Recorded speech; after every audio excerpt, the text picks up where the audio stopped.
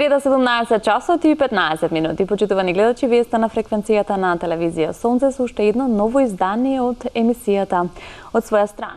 Едно малку поинакво, повесело, полабавко издание. Имено говорам со нашиот стендап комичар, уметник Мишо Бабиќ, кој што половина од времето го поминува чином во Србија, половина е овде, има настапи на секаде, на многу јазици. Сега го фативме додека е овде во Македонија, па така си го поканивме на интервју. Јас нема да должам во најавата повеќе, ќе си го поздравам мојот гостин. Мишо, ти благодарам. Можеме на ти? Можеме на ти. Така, ти благодарам што прифати мојата покана да бидеш дел од своја страна и на телевизија Сонце да поразговараме малку повеќе за тебе. Фала што ме викнавте и добро ме најдов. И фала за епитетот уметник. Тоа како голем комплимент го доживев. Кажа стендап комичар, уметник. Уметник, така е. Така. Сепак и тоа е уметност, нели? Се слагам, некој не би се сложила, ама да, ние комичарите мислиме дека го доживувам така. Стендап комичар или уметник, од кога, зошто и како? По уметник јас би рекол цел живот. Тоа го доживувам како нешто што почнува од мали години, од некоја си желба да се открие повеќе за светот, за себе си, дури како некоја спиритуална димензија го чувствувам. А стендап комичар последниве 7 години. Половина од времето велиш на релација Скопје-Белград, Србија-Македонија. Јас истражувајќи тебе открив дека си бил, односно си се во животот, си бил новинар, си бил водител, си бил, како што кажавме, стендап комичар, меѓутоа си се пробувал и во пишување на сценарија. Како, ме интересира како започнува твојата приказна со Србија? Твоето образование го почнуваш овде. Што те носи кај нашиот сосед? Па таму тогаш живееше татко ми. Јас отидов да студирам таму. Јас сакав нешто Европа, ама моите не далеко е тоа, ај ти овдека да бидеш негдека. Пак е странство, Србија, ама доволно блиску, така што отидов таму да студирам. А интересно е дека сите три, да кажам, степени на образование, секој од нив го учев на различен јазик. Основна школа на македонски, средно на англиски, исто во Скопје во нова гимназијата и на крај факултет на српски. Така да ни сам веќе не знам на кој јазик размислувам, на кој зборувам. Меѓутоа стендап правиш на повеќе јазици. Стендап, да. Примерно на српски, почна во Белград и најголем број настапи сум имал на српски. Во последниве неколку години почнав и на англиски. Има сега и повеќе и опен мајкови, шоуа на англиски, има и на руски, нели многу руси побегнаа од војната, дојдоа во Белград да се преселија и си ги донесаа своите делатности кои што правел, па комичарите си отворија свој стендап организација, почнаа на руски, англиски, дури еднаш и на руски настапував, иако не го зборам тој јазик, ми преведоа, јас си читав од тетрадче вака и така да почнав на српски, па и на англиски, уствари на македонски последно настапував. По својот мајчин јазик имав шоу на тој јазик последно, почнав од српски. Значи, уствари уназад, како што идеше образованието, уназад јазиците. Српски како последниот прв, па после англиски во средина и на крај. Колку често сега се враќаш овде во Македонија, додека си овде, имаше настапи овде во Скопје, чинам во Public Room. Јас не бев во можност да дојдам, меѓутоа се надевам дека ќе има друга шанса за да го видам твојот стендап. И во Куманово. Ајде прво импресиите, како си помина, како си овде прифатен кај нас, а потоа малку ќе направиме на паралел за стендапот овде и стендапот можеби надвор. Па одлично си поминам, значи стварно беше магично чувство.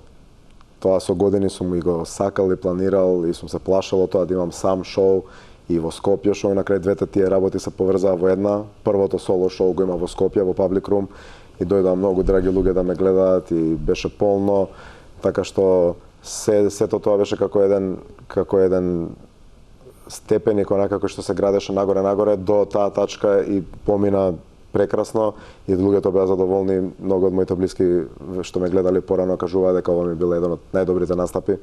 Така што сум супер задоволен со настапот во Public Room. И потоа неколку дена покасно беа во Куманово. Таму поминав исто интересно, добро. Имаше некои моменти дека јас сакам многу со публика да зборам, а тоа беше друга атмосфера во бар, а не во Public Room, повеќе како има некоја малце театарска атмосфера, дека луѓето се баш дојдени тука за тоа. Вие се дојдени, ај, што има вечерва, па има стендап, ај, идеме, па малце и со нив. Некој не слуша, некој малце немирни, па напред назад со нив, али се вкупно сум задоволен од двата настапи. Како функционира стендапот овде во Македонија, да направиме една паралела за разлика од тебе, каде што настапуваш, не знам, во Србија, како реагира публиката, што е поразлично. Јас чинам дека во последниве години некако си го свативме, убаво си го доживеавме стендапот како уметност, токму така, кај нас нема многу стендап комичари. После ќе те прашам за релациите и за тоа како вие комуницирате овде во Македонија со вашите колеги. Меѓутоа, ајде да направиме една паралела. Не знам како публиката овде доживува, нашата македонска публика. Па се уште имам само 2 настапи, така да, или 3 да кажеме, бидејќи еднаш настапува Филани на фестивалот Гола месечина. Ама не знам се уште толку многу повеќе пати сум настапувал во Србија во однос на Македонија, што не би можел баш да кажам македонската публика е ваква и ваква.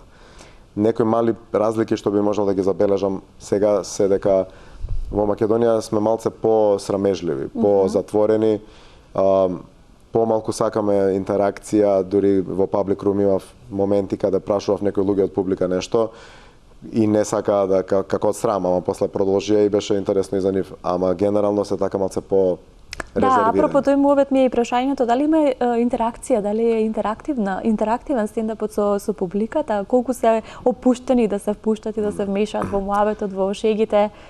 Зависи од комичарот и зависи од публиката. Колку тебе ти успеваат? Јас многу сакам со публика да зборувам, со различни нивоа на успех.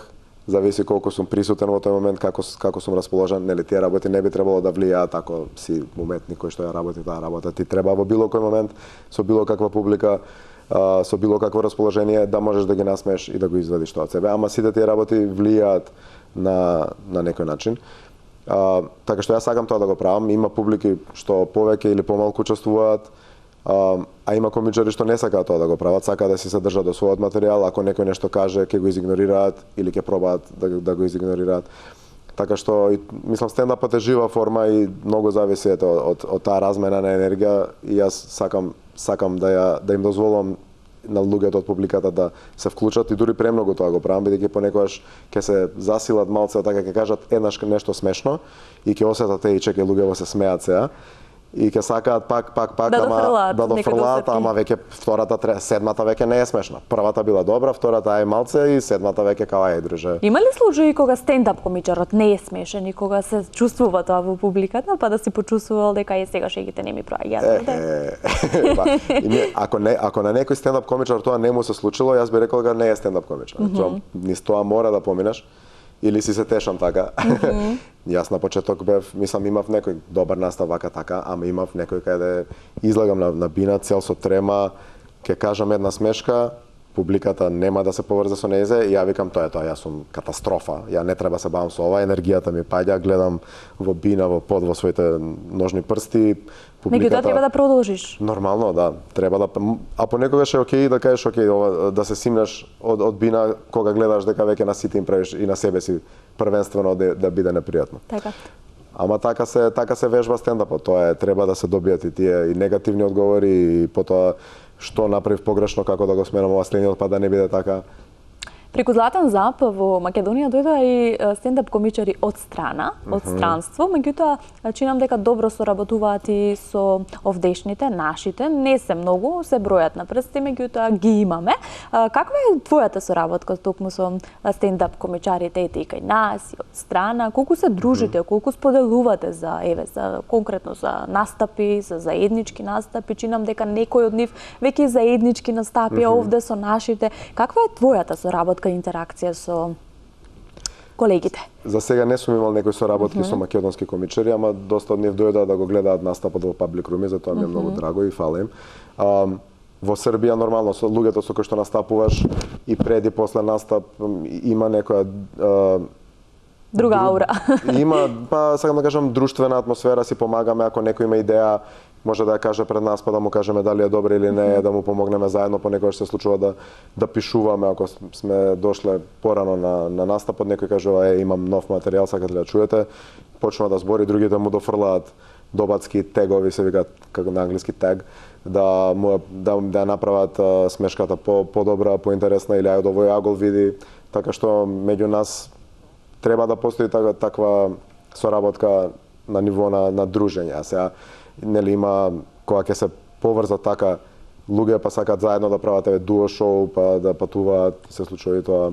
Сум била присутна на стендап настапи кои што опфаќаат, не знам, црн хумор, машко-женски односи, политика и повеќе такви поврзани теми. Кои шеги најдобро праќаат кај Мишо Бабиќ? Кои шеги мене ме смеат највеќе или јас кога ќе ги кажам? Кои твои шеги праќаат најмногу кај твојата публика?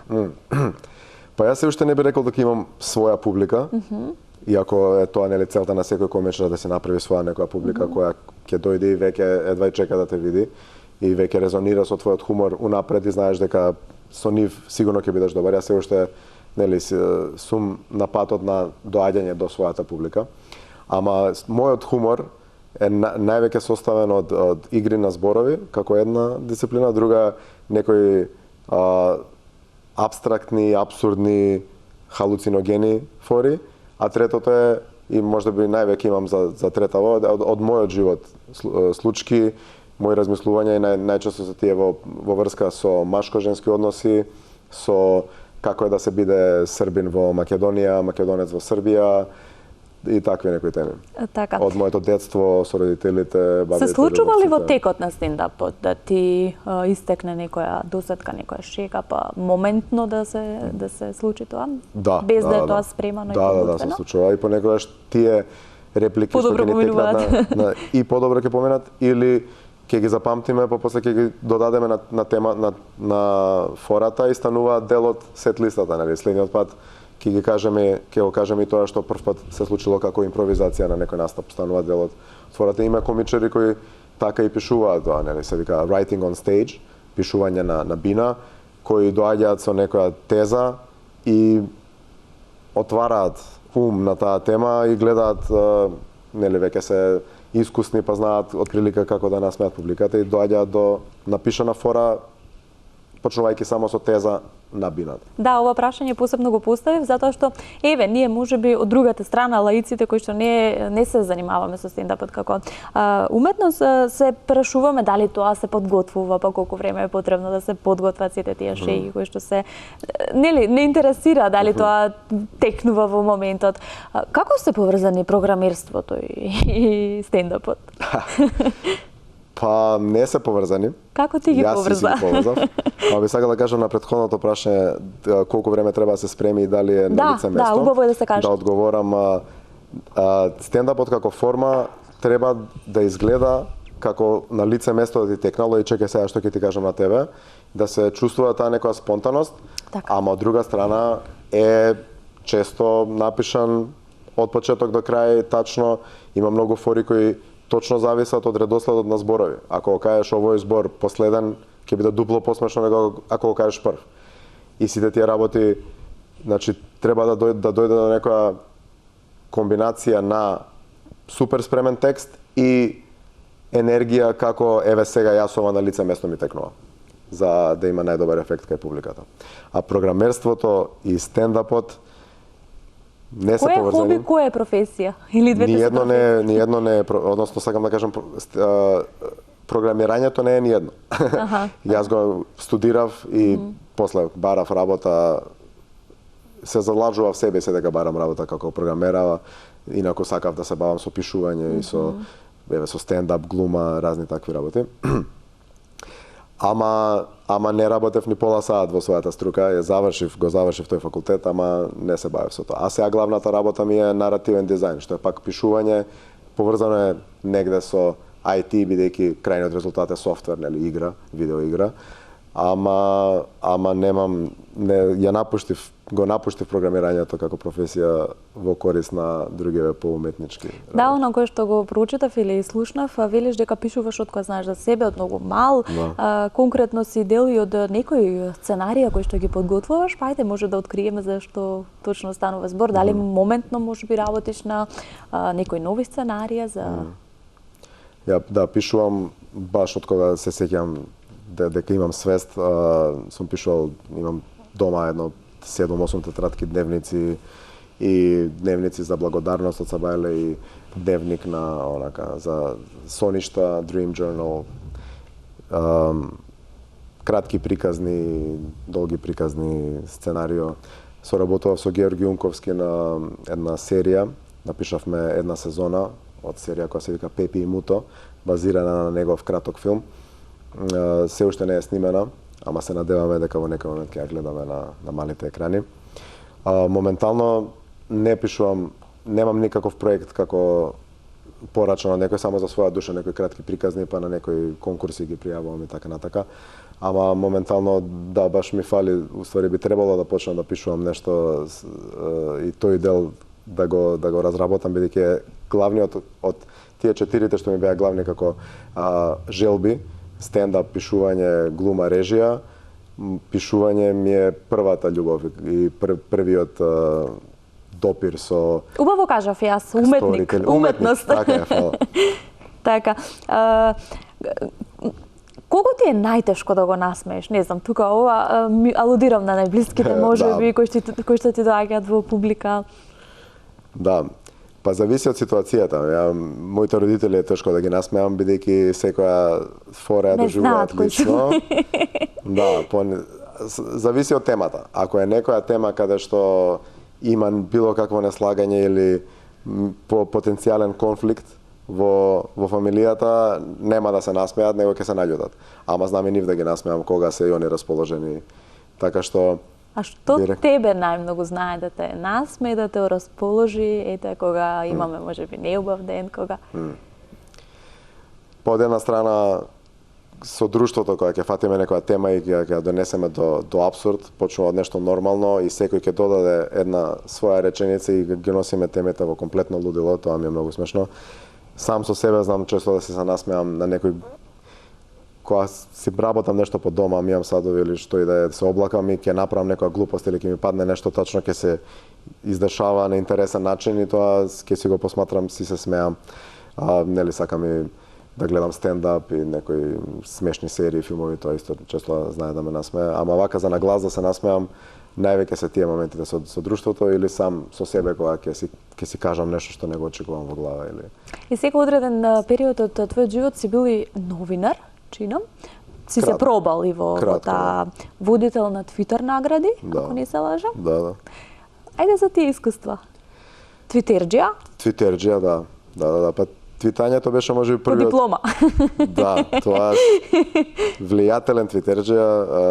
На времето кога Твитер беше, си кажуваме смешки и се дружиме. После стана многу токсично. Сега малку се сменети работите. Сега све кога почне и со политика и со сите се најпаметни, секој знае све на сите, да им каже малце веќе не твитам, ама порано беше многу интересно.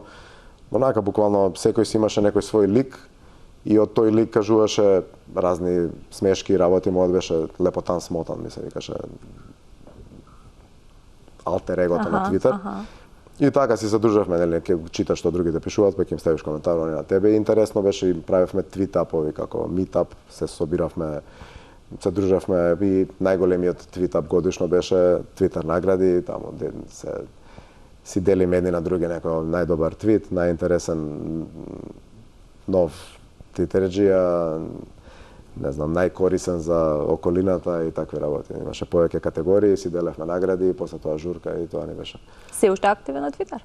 Не сум веќе активен на Твитер. Сега упалив 10 дена пред Public Room за секој ден да пишувам дојте на настапот. А другите социјални мрежи како ги искористуваш? Еве конкретно за стендапот, за промоција, можеби за публиката да се информира. Јас ја гледам соработката со Златен Зап, они се доста активни, еве ќе си ги поздравиме овде. Навистина е потребна една таква промоција на апсолутно, иднината е сега на интернет и без некој знаеш како таму се дознава? Се дознава и колку и да... Без присуство на друштвени мрежи не можеш веќе да си помниш. Во секоја сфера, мислам дека. Па дури во секоја сфера, поготово за овие што се сфери од забавата или така као некои јавни личности. Многу е важно, јас ги користам, ама не доволно би рекол. Тоа е уште една работа која што цело време си ја повторувам. Ете малку ќе поработиш повеќе на тој дел. Треба повеќе видеа, треба повеќе смешки секој ден, да бидејќи не е само дали е нешто смешно, туку и нели роботот во позадина, алгоритмот колку ќе те промовира, за тоа треба да си константно таму, константно да правиш објави. Така што многу е корисен, нели, интернетот како медиум и сите друштвени мрежи, Инстаграм, ТикТок, а за сега не ги користам доволно добро, ама станувам подобар во тоа. Рекламата што ми беше за настапот во Public Room прилично добро пројде, така што би можел тоа само да имам некоја нешто што ќе ме инспирира тоа да го правам, да не е само надворешно, се имаш настап, па ајде сними нешто, него ајде зашто да не ми паднало нешто на памет, ајде сними го, измонтирај го и... Ветува ли македонската публика дека може тука да се биде стендап комичар и да се представува пред неа? Зашто да не, да. Мислам дека на нас и посебно ни треба хумор во секојдневниот живот, бидејќи сите знаеме каков е светот. Ќе да прашам за... Да не спойламе преку ред.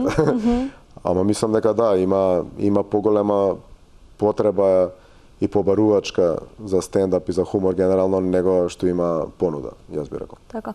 Да, ете и тоа прашање во еден така брз живот на не знам, на социјални мрежи каде што сакаме се брзо да ни е достапно, да ни е сега и одма без трпение. Колку е тешко или од друга страна предизвик да се задржи вниманието на оној од другата страна, односно на оној од публиката? Да, па нели нашите можности за обрнување внимание се све пореметени од интернетот, бидејќи таму контентот, содржината што ја конзумираме од интернет, рилови, нели, шортс, траат до 1 минута и ти си навигнат 1 минута и тоа гледаш 10 секунди, ако не ми е интересно, идам дале. Така, тоа е концептот, да. Да, а сега треба ти како еден човек саат време да забавуваш луѓе кои што се навикнати на такво добивање забавна содржина. А и ти самиот исто така си навикнат, бидејќи ти си човек што исто така гледа, користи интернет. Така што е малце постои еден расчекор, ама еве за овие двете шоа сега што ми беа прв пат да имам саат време, обично претходно сум бил максимум 45 минути, саат плюс двете шоа, можев да одржам внимание. Сега има некои луѓе што се дојдени не можеш да им го земеш вниманието, што и да направиш, бидејќи поинтересни си се едни на други и си зборат меѓу себе. Чувствува ли стендап комичарот кога е малку досадна атмосферата, па да промени нешто во концептот? Би требало да чувствува. Не би рекол дека сите чувствуваат. Има луѓе што дури и со помалку одзив, они ќе се продолжат по истиот пат како го зацртале и тоа од една рака е предност, а од друга рака е мана, би рекол. Јас можеби премногу дозволувам на публиката да со нивната реакција да ме наведе на друг некој пат. Например, ако видам дека нешто не иде, обично знам и на себе да ја вратам фората, еве сега не сум ни смешан, па со тоа малце да ги одоброволам. Ама знам и малку премногу тоа да го правам. Ова значи се шегуваш на своја сметка? Апсолутно и премногу. Да. И блиските викаат ај малце помалце, молим те.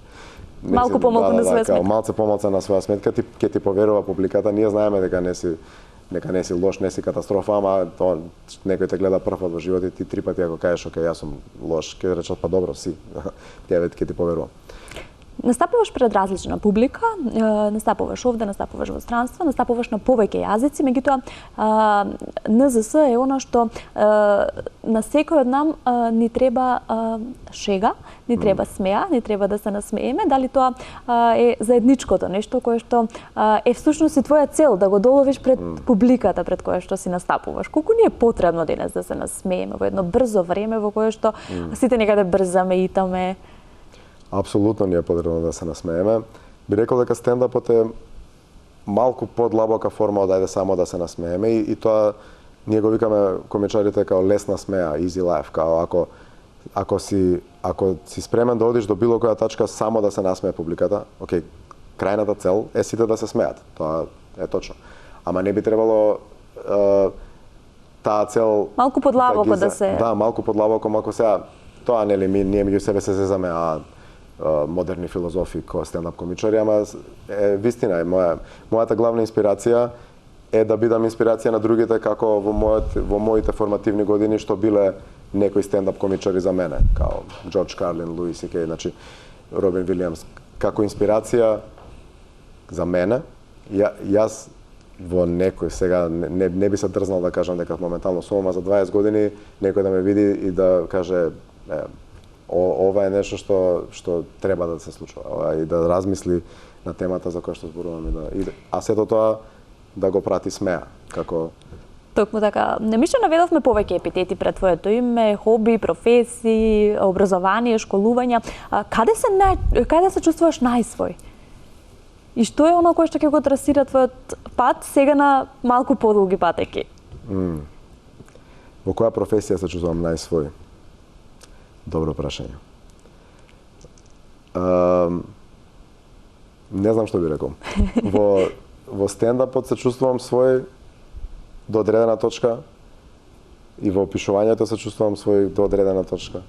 Мислам дека она што е мојата суштина се уште и самиот го немам најдено 100% па да знам во која дисциплина е најизразено. Меѓутоа во се ова кое што го правиш оставаш дел од себе? Да, апсолутно, инаку не би било добро. Така што за да биде добро мора да има дел од себе во различна мера и на различно ниво. Така, меѓутоа претпоставувам сега те препознаваат веќе како активен стендап комичар, еве конкретно и тие што повеќе малку да следат. Па можеби да, и ја не би се случило на улица некој да ме застане да каже а ти си комичар, ама имаме на пример во Белград некои луѓе што доаѓаат често на нашите настапи и ние ги викаме regulars, нели, као чести гости. И има некои од нив што викаат ја доаѓам ради тебе да те гледам. Така што тоа е на некој начин на пола пат. Да, дефинитивно импонира. Кои се следните планови, како ќе те гледаме, можеби малку почесто во Македонија или што ќе се случува периодов? Па сега би рекол од кога ги направивме овие два настапа со Златан Забнер во Public Room и во Куманово, дека ќе има повеќе прилики, така што се надевам и во скора идена летово на некои фестивали низ градови во Македонија, а и потоа од следната сезона, нели, стендап исто следи сезона како театар од септември до мај, јуни. Летото е некој си одмор, па ама има фестивали на разни места, така што се надевам дека ќе бидам викнат на некои тие фестивали и со задоволство ќе дојдам. Така што тоа следните планови се во Белград да си продолжам со настапување цело време додека трае сезоната, а после тоа ќе видиме што ќе се отвори. Колку публиката сака да се запознава со уметникот, со стендап комичарот?